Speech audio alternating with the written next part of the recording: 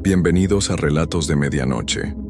Están a punto de cruzar el umbral hacia lo desconocido, un lugar donde el terror cobra vida y puede seguirte hasta lo más profundo de tus sueños. Si este video es de tu agrado, te invito a apoyarme con un like y a suscribirte al canal. Es totalmente gratis y me ayudas a seguir mejorando para traerles más contenido escalofriante. Sin más que decir, comencemos. Desde que tenía 5 años, Marcos siempre supo que algo vivía debajo de su cama. No era una sensación vaga ni un miedo infantil cualquiera. Era algo que podía sentir cada noche, justo cuando apagaban las luces y su madre cerraba la puerta dejando apenas una rendija de luz del pasillo. Al principio eran roces suaves, dedos pequeños, fríos, que apenas tocaban sus talones cuando los pies le colgaban fuera del colchón. Aprendió rápido a dormir hecho una bolita, con las rodillas pegadas al pecho, envuelto en las cobijas hasta la barbilla. Pero aún así, las noches no eran tranquilas. Escuchaba cosas, risas bajitas, casi como las de un niño jugando solo. Pasos rápidos que iban de un lado a otro del cuarto, como si alguien muy pequeño corriera descalzo sobre el piso de madera. Y a veces, muy cerca de su oído, respiraciones cortas y nerviosas que no eran las suyas. Una mañana, cuando tenía 7 años, Marcos se despertó y vio algo extraño. Había tierra esparcida junto a su cama. No era mucha, pero estaba ahí, formando un caminito desde debajo del colchón hasta la puerta. También había hojas secas, de esas que se arrugan y crujen cuando las pisas. Y el olor, ese olor a humedad, a tierra mojada después de la lluvia, al lugar cerrado donde nunca entra el sol. Le dijo a su madre. Ella entró al cuarto con la escoba, barrió todo sin decir palabra, y luego se quedó parada frente a la cama, mirándola fijamente. Marcos esperaba que moviera el mueble, que revisara, que buscara de dónde venía todo eso. Pero no lo hizo. En lugar de eso, su madre sacó un rosario del bolsillo de su delantal, se arrodilló junto a la cama y comenzó a rezar en voz baja. Sus labios temblaban. Sus manos apretaban las cuentas del rosario con tanta fuerza que los nudillos se le pusieron blancos. Cuando terminó, le dijo a Marcos con una voz que intentaba sonar normal, pero que estaba quebrada por dentro. No te preocupes, mi amor. Todo está bien. Pero nunca, ¿me oyes? Nunca muevas esta cama. Y nunca mires debajo de ella. Marcos asintió, aunque no entendía. Tenía 7 años y ya sabía que su madre no mentía. Si ella decía que no mirara, era porque había algo que no debía ver. Pasaron los años. Marcos creció, pero la presencia no se fue. Al contrario, se hizo más clara, más constante, más real. A los 12 años ya no solo eran roces y risas. Ahora escuchaba una voz. Era aguda, infantil, pero con un tono raro, como si alguien estuviera imitando la voz de un niño sin serlo realmente.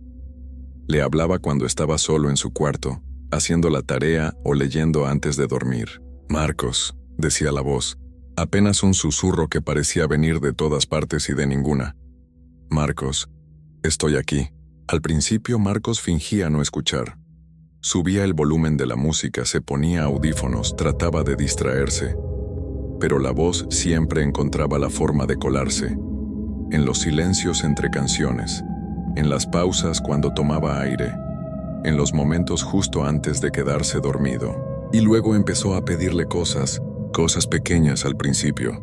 Dame una moneda, decía la voz. Solo una, déjala debajo de la almohada. Marcos, muerto de miedo pero también extrañamente curioso, lo hizo una noche. Dejó una moneda de 10 centavos bajo la almohada antes de acostarse. A la mañana siguiente, la moneda había desaparecido.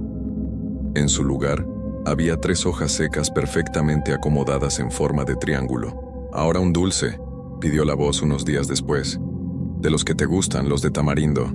Marcos dejó un dulce envuelto en su papel rojo brillante. También desapareció. Las peticiones se volvieron más extrañas. Necesito algo tuyo, dijo la voz una noche de tormenta cuando los truenos hacían temblar las ventanas. Algo que salga de ti. Marcos sintió un frío en el estómago. ¿Qué quieres decir? Sangre, respondió la voz y por primera vez sonaba impaciente. Solo una gota de tu dedo no duele mucho. Marcos no quería hacerlo, pero la voz insistió durante días, y las noches se volvieron más pesadas, más oscuras. Sentía que algo lo observaba todo el tiempo, esperando. Finalmente, una noche, se pinchó el dedo índice con una aguja de coser que tomó del costurero de su madre. Dejó caer 3 gotas de sangre sobre un pedazo de papel blanco y lo metió debajo de la cama sin mirar. Esa noche durmió en paz por primera vez en semanas, pero algo había cambiado. A partir de esa noche, Marcos sintió que ya no estaba solo ni siquiera cuando caminaba por la calle. La presencia lo seguía a todas partes. No solo en su cuarto, no solo en la oscuridad. Ahora la sentía en la escuela, sentada en el pupitre vacío a su lado. La sentía en el baño de su casa cuando se duchaba. La sentía en la cocina mientras cenaba con su madre, como si alguien invisible estuviera parado junto a la mesa, observándolo comer. Su madre también había cambiado. Se veía más delgada, más pálida. Tenía ojeras profundas y rezaba más que nunca. Cada noche entraba al cuarto de Marcos, lo bendecía con agua bendita que traía en un frasquito y rezaba 3 avemarías antes de dejarlo dormir. Pero nunca hablaban del tema, nunca mencionaban lo que vivía bajo la cama. Era como un secreto que los dos cargaban, pero que ninguno se atrevía a pronunciar en voz alta. Marcos cumplió 18 años. Ya era un hombre joven, pero seguía durmiendo en la misma habitación, en la misma cama que había tenido desde niño. Había intentado mudarse de cuarto, dormir en la sala, incluso pasar noches en casa de amigos. Pero siempre pasaba lo mismo. Donde fuera que durmiera, la presencia llegaba eventualmente. Escuchaba los pasos rápidos, sentía los roces en los pies, y la voz, esa voz que ya conocía tan bien, le susurraba al oído: «No puedes irte, Marcos. Tú y yo estamos unidos, para siempre». Dejó de intentar escapar, aprendió a vivir con eso. Aunque vivir no era la palabra correcta, sobrevivía. Cada día era un esfuerzo por mantener la cordura, por fingir que todo estaba bien, por no volverse loco con esa compañía constante e invisible que lo reclamaba como suyo. Su madre enfermó cuando Marcos tenía 22 años. Fue rápido. Una tos que no se iba, luego fiebres altas, luego el hospital. Los doctores hablaban de neumonía, de complicaciones, de un sistema inmunológico débil, pero Marcos veía algo más en los ojos de su madre cuando la visitaba. Veía culpa, veía miedo y veía resignación. Una tarde, 3 días antes de que muriera, su madre le pidió que se acercara a la cama del hospital. Tenía la voz débil, apenas un hilo de sonido saliendo de sus labios secos. «Marcos», dijo agarrándole la mano con una fuerza que no parecía posible en alguien tan frágil. «Perdóname». «¿Por qué, mamá? No has hecho nada malo». Ella cerró los ojos y 2 lágrimas rodaron por sus mejillas hundidas. «Sí lo hice. Cuando eras bebé, cuando te estabas muriendo con esa fiebre tan alta que los doctores ya no sabían qué hacer, hice algo terrible». Marcos sintió que el cuarto se volvía más frío. «Fui a ver a una señora del pueblo, una que sabía de cosas antiguas. Me dijo que había una forma de salvarte, pero que todo tiene un precio». La mano de su madre temblaba. Le dije que sí, que haría lo que fuera, y ella me dio las instrucciones. Tuve que llamarlo, ofrecerle un lugar en nuestra casa, debajo de tu cama. Le prometí que podría quedarse ahí, que podría estar cerca de ti, alimentarse de tu compañía. Marcos sentía que el piso se movía bajo sus pies. «¿Qué es, mamá? ¿Qué es lo que vive ahí?» «Un duende», susurró ella, y la palabra sonó antigua y pesada. «De los viejos, de los que existían antes de las iglesias y las ciudades. Te salvó la vida aquella noche. La fiebre bajó en minutos, pero el pacto era claro. Él te acompañaría, te cuidaría, te mantendría vivo». Hizo una pausa respirando con dificultad, hasta que llegara el momento de cobrarse completo. «¿Qué significa eso?» Su madre abrió los ojos y lo miró con un dolor tan profundo que Marcos sintió que algo se rompía dentro de su pecho. «Significa que cuando yo muriera, cuando ya no estuviera aquí para protegerte con mis rezos y mis bendiciones, Él vendría por ti, completo, para llevarte con Él». Marcos quiso decir algo, gritar, negar, pero su madre siguió hablando con urgencia. Hay un cuaderno, en mi armario, detrás de las cajas de zapatos viejos. Ahí está todo escrito. Todo lo que me dijo la señora, las reglas del pacto. Tal vez haya una forma de romperlo. No lo sé. Nunca me atreví a intentarlo porque tenía miedo de que te pasara algo peor. 3 días después, su madre murió en la madrugada. Marcos llegó a casa después del funeral, con los ojos rojos y el corazón vacío. La casa estaba silenciosa, demasiado silenciosa. Ni siquiera se escuchaba el zumbido del refrigerador o el tic-tac del reloj de la sala. Fue directo al armario de su madre. Movió las cajas de zapatos y encontró el cuaderno. Era viejo, con las páginas amarillentas y la tinta corrida en algunas partes. Pero todo estaba ahí. La letra temblorosa de su madre llenaba cada página con detalles del pacto, instrucciones, advertencias. Leyó durante horas mientras afuera oscurecía. El cuaderno explicaba que el duende se había amarrado a la vida de Marcos desde que era bebé. El cuaderno explicaba que el duende se había amarrado a la vida de Marcos desde que era bebé, que lo había mantenido con vida, sano, protegido de enfermedades y accidentes que debieron haberlo llevado a la tumba.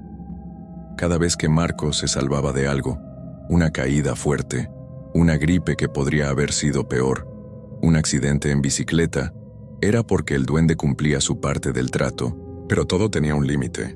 La última página del cuaderno estaba escrita con tinta más oscura, casi negra, y la letra de su madre era apenas legible, como si hubiera estado llorando mientras escribía. Cuando yo ya no esté, ya no habrá nada que lo detenga. Las oraciones solo funcionaban porque yo hice el pacto. Yo fui quien lo llamó. Mis rezos eran lo único que mantenía la distancia entre ustedes dos. Pero cuando mi corazón deje de latir, el duende vendrá a reclamar lo que se le prometió desde el principio. Una vida completa, un alma, la tuya. Marcos cerró el cuaderno con las manos temblorosas. Miró hacia la puerta de su habitación.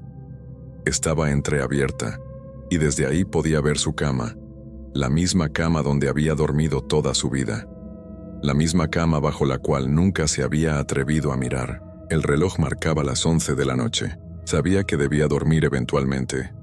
No podía quedarse despierto para siempre, pero el miedo lo paralizaba. Por primera vez en años, consideró la idea de huir, de salir corriendo de esa casa y no volver jamás. Pero sabía que no funcionaría. La voz se lo había dicho muchas veces a lo largo de los años. Tú y yo estamos unidos, no importa a dónde vayas. Finalmente, cerca de la medianoche, Marcos caminó despacio hacia su cuarto. Cada paso sonaba hueco en el silencio de la casa vacía.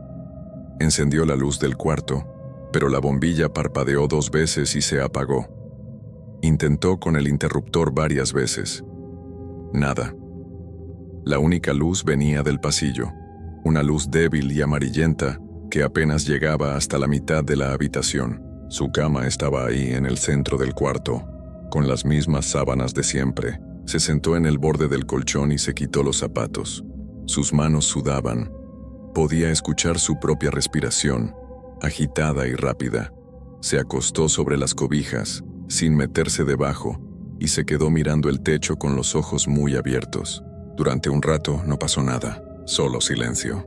Y entonces lo escuchó. Pasos. Pero no eran los pasos rápidos y ligeros de antes.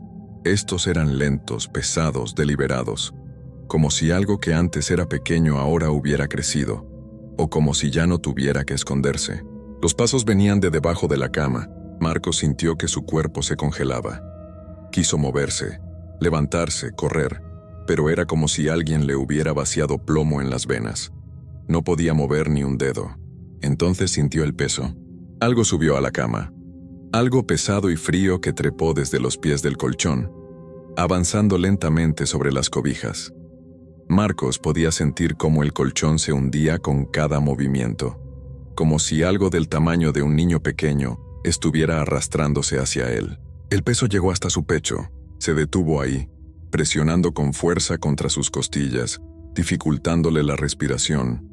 Marcos jadeaba, tratando de tomar aire, y sus ojos se llenaron de lágrimas por el esfuerzo y el terror. Y entonces la escuchó, la voz, pero ya no era infantil.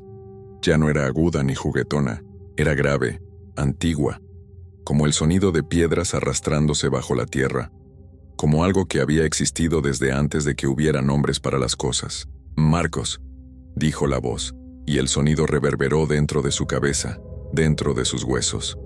«Tu madre ya no está. El pacto se cumplió. Me diste tu compañía todos estos años. Me alimentaste.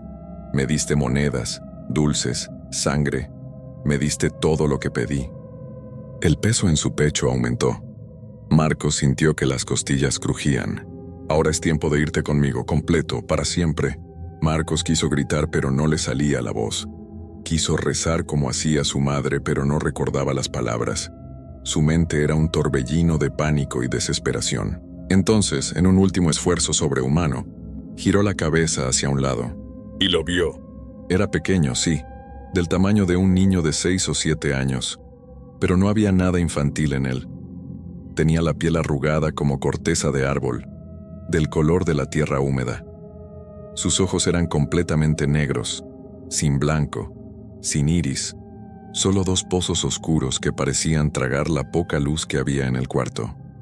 Tenía dedos largos y delgados que terminaban en uñas sucias, amarillentas, curvadas como garras. Sonreía, y sus dientes eran demasiados, afilados, apretados en una boca que se abría más de lo que debería. «No tengas miedo», dijo el duende inclinándose hasta que su cara quedó a centímetros de la de Marcos. Su aliento olía a tierra podrida y raíces muertas. «Debajo de tu cama hay un lugar hermoso, oscuro y tranquilo. Ahí viviremos juntos, tú y yo, como siempre debió ser». El peso aumentó otra vez, y Marcos sintió que algo lo jalaba hacia abajo, como si el colchón se estuviera hundiendo, como si debajo de él se hubiera abierto un agujero profundo y negro. «Ven», susurró el duende. «Es hora de bajar». Y Marcos, con los ojos abiertos de par en par y la boca congelada en un grito silencioso, sintió cómo se hundía, cómo el colchón se lo tragaba, cómo caía hacia abajo, hacia ese lugar oscuro y húmedo que siempre había existido bajo su cama. Lo último que vio antes de que la oscuridad lo cubriera por completo fue la sonrisa del duende, cada vez más grande, llenando todo su campo de visión. Y lo último que escuchó fue la voz, ahora convertida en risa, una risa que resonaba como ecos en una cueva sin fin. A la mañana siguiente los vecinos encontraron la casa abierta. La cama de Marcos estaba deshecha, las sábanas arrugadas, pero no había nadie, solo tierra esparcida por todo el piso, hojas secas sobre la almohada, y un olor a humedad que no se fue nunca, sin importar cuánto ventilaran el cuarto. Nunca encontraron a Marcos, y nadie, nunca, se atrevió a mirar debajo de esa cama. «Me llamo Marcos. Soy padre de familia. Tengo 38 años y lo que voy a contarles no es un invento. Es algo que viví hace poco más de un año. Algo que todavía me quita el sueño. Mi esposa se llama Patricia. Tenemos un hijo de 6 años, se llama Daniel. Somos una familia normal. Yo trabajo en una oficina de contabilidad. Patricia es maestra de primaria. ¿Y Daniel? Bueno, Daniel es un niño feliz, o lo era. Todo comenzó cuando encontramos la casa. Llevábamos meses buscando un lugar más grande para vivir. El departamento donde estábamos se nos había quedado chico. Queríamos un patio para Daniel, un lugar tranquilo, lejos del ruido de la ciudad, y entonces la vimos. Era una casa vieja pero bonita. Tenía 2 pisos, un jardín grande y el precio era increíblemente bajo. Demasiado bajo, pensé en ese momento. Pero Patricia estaba emocionada. Daniel corrió por todo el jardín gritando de felicidad. El agente inmobiliario fue amable. Nos enseñó cada rincón. Nos habló de las reparaciones que necesitaba, del techo que había que arreglar, de las tuberías viejas. Pero nada grave. Nada que no pudiéramos solucionar con el tiempo. Firmamos el contrato esa misma semana. Los vecinos fueron extraños desde el principio. Cuando nos mudamos, una señora mayor se acercó. Nos miró fijamente como si estuviera evaluando algo. Luego dijo, casi en un susurro, «No dura nadie ahí». Le pregunté qué quería decir. Ella solo negó con la cabeza y se fue caminando despacio. Patricia me dijo que no le hiciera caso, que la gente mayor a veces dice cosas sin sentido. Yo quise creerle. Los primeros días fueron normales. Desempacamos cajas, acomodamos muebles, pintamos las paredes. Daniel eligió su cuarto en el segundo piso. Tenía una ventana grande que daba al jardín. Le encantó. Patricia decoró la cocina con sus plantas. Yo instalé las lámparas nuevas en la sala. Todo parecía perfecto, pero entonces comenzaron las noches. La primera vez que lo escuché, pensé que era mi imaginación. Era pasada la medianoche. Patricia dormía a mi lado. Yo acababa de cerrar los ojos cuando lo oí. El sonido de una silla. Alguien estaba arrastrando una silla en la planta baja. Me quedé quieto, escuchando. El corazón me latía fuerte. Pensé en levantarme, pero el miedo me detuvo. El sonido se repitió. Luego, nada. Silencio. A la mañana siguiente bajé temprano. Revisé la cocina, la sala, el comedor. Todo estaba en su lugar. Las sillas estaban exactamente donde las habíamos dejado. Le conté a Patricia. Ella me dijo que probablemente había sido el viento, que la casa era vieja y hacía ruidos. Yo asentí, pero no estaba convencido. La segunda noche lo volví a escuchar. Esta vez fue más claro. Pasos lentos, pesados, caminando desde la cocina hasta el comedor. Luego, el sonido de alguien sentándose en una de las sillas. Me levanté. Encendí la luz del pasillo. Bajé las escaleras despacio, con el teléfono en la mano, listo para llamar a la policía. Cuando llegué al comedor no había nadie, pero la silla estaba fuera de su lugar, completamente fuera. Estaba en medio del comedor, como si alguien la hubiera movido para sentarse frente a la mesa. Patricia bajó detrás de mí. Me vio parado ahí mirando la silla. Me preguntó qué pasaba. Le mostré. Ella palideció. Esa noche ninguno de los dos pudo dormir. Las cosas comenzaron a empeorar. Patricia empezó a notar cambios en la casa. Pequeños detalles que no tenían explicación. Por las mañanas, encontraba objetos en lugares donde no los había dejado. Las tazas que guardaba en el estante superior aparecían en la mesa. Los cojines del sofá estaban acomodados de otra manera. Las cortinas que ella cerraba por la noche amanecían abiertas. Al principio pensó que era yo. Me preguntaba si yo había movido las cosas durante la noche. Yo le juraba que no. Luego pensamos en Daniel, pero él dormía profundamente. Un niño de 6 años no podía hacer eso sin que nos diéramos cuenta. Y entonces Daniel comenzó a hablar del Señor. Fue una tarde después de la escuela. Patricia estaba preparando la cena y yo revisaba unos papeles del trabajo. Daniel jugaba en la sala con sus carritos. De repente lo escuchamos hablar. Patricia y yo nos miramos. Fuimos hasta la sala. Daniel estaba sentado en el piso mirando hacia la esquina del cuarto. Hablaba solo. Le pregunté con quién hablaba. Él volteó a verme con una sonrisa inocente y dijo, «Con el señor de humo». Se me heló la sangre. Le pregunté qué significaba eso. Él señaló la esquina vacía y respondió, «Está ahí. Es gris como humo. Viene todas las tardes». Patricia lo tomó de la mano y lo llevó a la cocina. Yo me quedé ahí mirando la esquina. No había nada. Solo la pared vacía y el silencio. Esa noche hablamos con Daniel. Le preguntamos cuándo había visto al Señor por primera vez. Nos dijo que desde la primera noche en la casa, que el Señor entraba a su cuarto, lo miraba un rato y luego se iba. Que a veces se quedaba parado junto a su cama, que no hablaba, solo lo observaba. Daniel no parecía asustado. Decía que el Señor era amable, que solo estaba confundido. Patricia lloró esa noche. Yo también quería llorar, pero tenía que ser fuerte. Decidimos investigar. Fui a la biblioteca municipal. Busqué información sobre la casa. Encontré registros viejos, documentos de propiedad, notas en periódicos antiguos. Y ahí estaba. La historia que nadie nos había contado. La casa había pertenecido a un hombre llamado Luis Alberto. Vivió ahí durante 40 años. Era un hombre solitario, sin esposa ni hijos. Trabajaba desde su casa, casi nunca salía. Cuando murió, dejó la casa en herencia. Pero su familia no quiso esperar. Según los artículos que encontré, hubo un incendio que destruyó parte de la casa. Luis Alberto quedó atrapado adentro.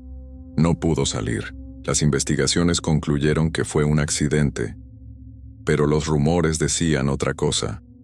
Decían que su propia familia había provocado el incendio. que querían la herencia, que no les importó lo que pasara con él. Luis Alberto murió quemado, solo, asustado, y según lo que leí, su cuerpo fue encontrado en el comedor, sentado en una silla. Volví a casa temblando. Le conté todo a Patricia. Ella no podía creerlo. Nos quedamos en silencio procesando la información. Entonces entendimos: los pasos en la noche, la silla movida, los objetos fuera de lugar, el señor de humo que Daniel veía, no era nuestra imaginación. Era Luis Alberto. Él seguía ahí, en su casa, repitiendo su rutina, caminando por los pasillos, sentándose a la mesa, acomodando las cosas como las recordaba. Él no sabía que estaba muerto. Para él el tiempo no había pasado. Seguía viviendo en su casa, haciendo lo mismo que hacía todos los días antes del incendio. Pero entonces algo cambió. Una noche Daniel bajó llorando. Nos dijo que el señor estaba enojado, que había gritado, que había tirado cosas en su cuarto. Subimos corriendo. Los juguetes de Daniel estaban esparcidos por el piso. La ventana estaba abierta, golpeando contra la pared. Hacía frío, mucho frío, y en el espejo del armario había algo escrito, con el vapor del aliento. Como cuando respiras sobre un cristal, alguien había escrito una palabra: fuera. Patricia gritó. Tomó a Daniel en brazos y bajó las escaleras. Yo me quedé ahí mirando el espejo. La palabra comenzó a desvanecerse lentamente. Esa noche dormimos en un hotel. No queríamos volver. Pasamos 3 días en el hotel. Patricia quería vender la casa de inmediato. Yo también. Pero sabíamos que nadie la compraría si decíamos la verdad. Y no podíamos mentir. No después de lo que habíamos vivido. Daniel preguntaba por el señor. Decía que lo extrañaba, que el señor solo estaba triste, que no quería hacernos daño. Pero nosotros teníamos miedo. Decidimos hablar con alguien que supiera de estas cosas. Encontramos a una mujer. Se llamaba Marta. Era mayor, de unos 60 años. Trabajaba ayudando a familias con problemas como el nuestro. No cobraba mucho. Solo pedía que confiáramos en ella. Fuimos a la casa con Marta una tarde. Ella caminó por cada habitación, tocaba las paredes, cerraba los ojos, escuchaba. Cuando llegó al comedor se detuvo. Se quedó ahí parada mirando la silla, la misma silla que se movía cada noche. Luego volteó a vernos y dijo algo que nunca olvidaré. Él no sabe que se fue. Cree que ustedes son intrusos, cree que le robaron su casa. Le conté todo lo que había descubierto. El incendio, la familia, la herencia. Marta asintió lentamente. Él murió sin entender lo que pasó. Murió confundido, asustado, traicionado, y esa confusión lo mantiene atrapado aquí.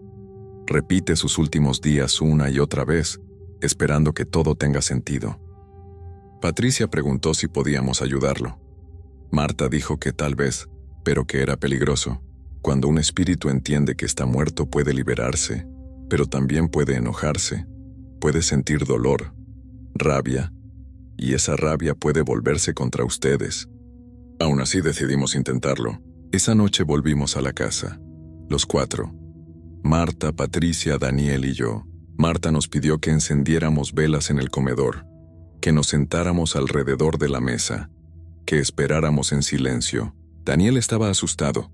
Patricia lo abrazaba, yo solo quería que todo terminara. Pasaron varios minutos, no pasaba nada. Entonces sentimos el frío, un frío intenso que llenó la habitación. Las velas comenzaron a parpadear. Marta cerró los ojos y empezó a hablar. Hablaba en voz baja, como si estuviera conversando con alguien que no podíamos ver. Luis Alberto, sé que estás aquí. Sé que has estado aquí todo este tiempo. Es momento de que entiendas lo que pasó. El aire se volvió más pesado. Sentí una presencia. Algo caminaba alrededor de la mesa, despacio, observándonos. Daniel señaló hacia la esquina y susurró: ahí está, el señor de humo. Patricia apretó mi mano con fuerza. Marta siguió hablando. Tú ya no perteneces a este lugar, ya no perteneces a este tiempo. Lo que te pasó fue injusto, terrible, pero ya pasó, ya terminó. Es momento de que sigas adelante. De repente una de las sillas se movió sola. Se arrastró hacia atrás como si alguien se hubiera levantado bruscamente. Las velas se apagaron todas al mismo tiempo. La oscuridad nos rodeó. Escuché un sonido, un gemido profundo, lleno de dolor, de rabia, y luego silencio. Marta encendió su linterna, nos miró a todos y dijo, «Ya sabe, esa fue la peor noche de mi vida». Después de que Marta se fue, nos quedamos en la sala. No queríamos dormir. Teníamos miedo de lo que podría pasar ahora que Luis Alberto sabía la verdad. Cerca de las 3 de la mañana comenzó. Las puertas empezaron a abrirse y cerrarse, todas, al mismo tiempo.